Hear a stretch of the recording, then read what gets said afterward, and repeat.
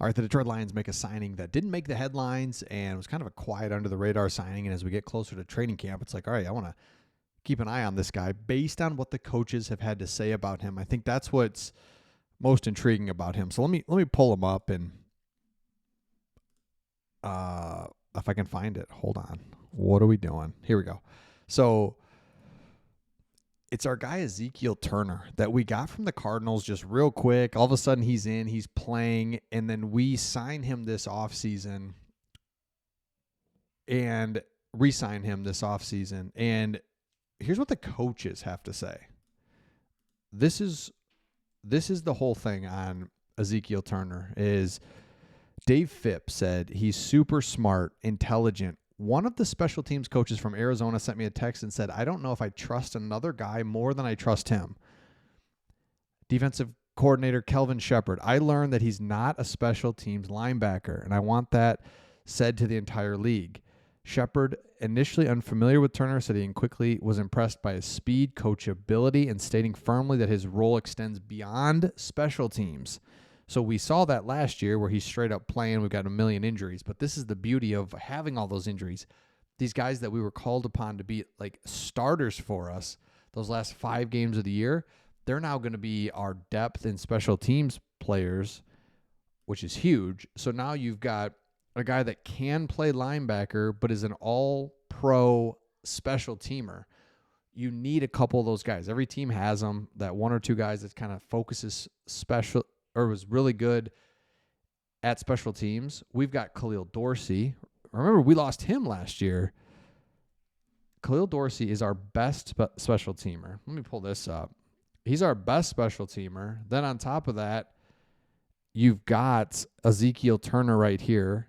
You got Malcolm Rodriguez who's going to come back. Grant Stewart, who, remember, we get him from the Colts. The Colts think that he's the best special teamer in the league. So you got Grant Stewart, Ezekiel Turner, and Khalil Dorsey. So we potentially have this weird thing where we've got 3 of those like gem special team guys that each team kind of has one. We've got 3 of them.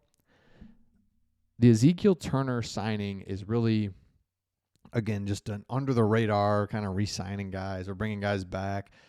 He played a ton last year. Now we can add him as just a special teams guy and a depth piece. So I love Ezekiel Turner.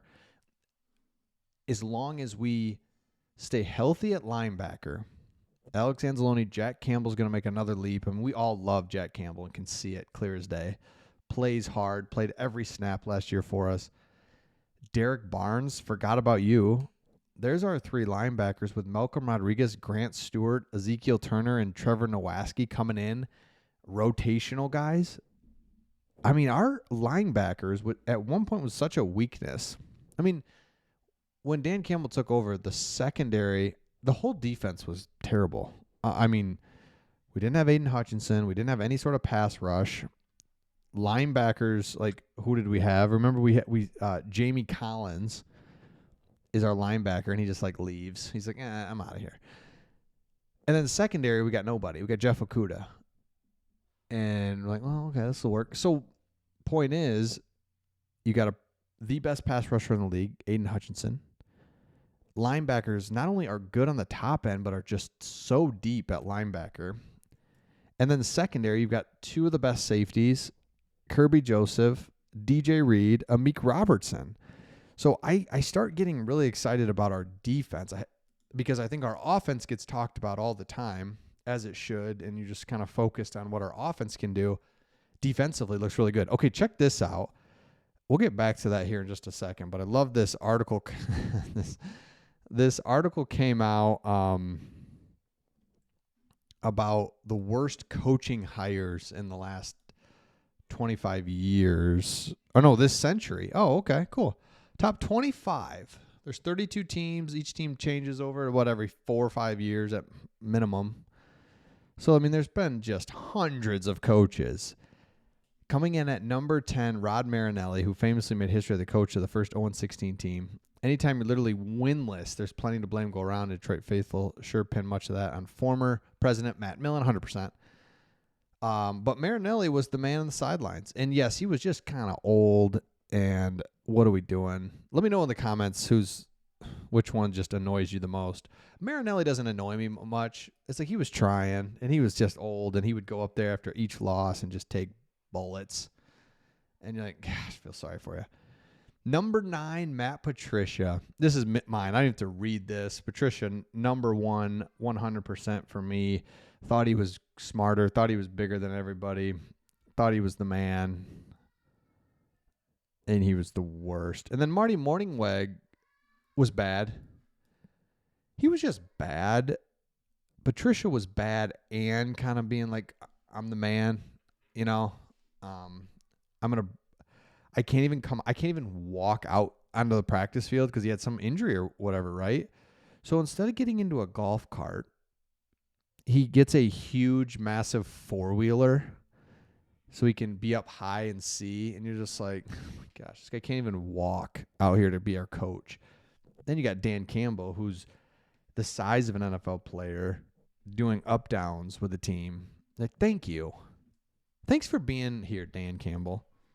And again, how easily we forget. I mean, there's a YouTube channel out there that just puts full regular season games from like the 2000s out there, and you can just watch them. And I mean, instantly when you hear the announcers from that era, it just brings back like, oh, Aaron Rodgers is torching us, Brett Favre's torching us, Matt Ryan. We just couldn't win. We weren't even competitive. It was just ridiculous. So let's see what it says here. Some feel the players' experience with Patricia, who notably had some issues with connecting his team, may have made them extra appreciative of Campbell's own experience himself. MCD sees winning respect early and completed 40 up-downs. Oh, I just said this. 100%. I think that's why Dan Campbell is even more loved than you would even imagine, is because he came right after Patricia. Couldn't be polar opposites. Patricia, remember when he would never answer a question. Again, like, are we that, you think we're that dumb? Oh yeah, you really tricked us with that answer to that question. He would give these non-answers, thank you, Dan Campbell. This is what it comes back to, for being our coach. And not, because again, Rod Marinelli, don't hate you. Marty Morningweg, what did he do? Oh, yeah, he opted to kick the ball to his opponent in sudden death overtime. Man, that was legendary. Took the wind. That's what it was. And no. You want the ball. Got to have the ball in order to kick the field goal to score and to win the game, but he took the wind. That is just awesome. Okay, let me know your thoughts in the comments, and we'll see all of you on the next one.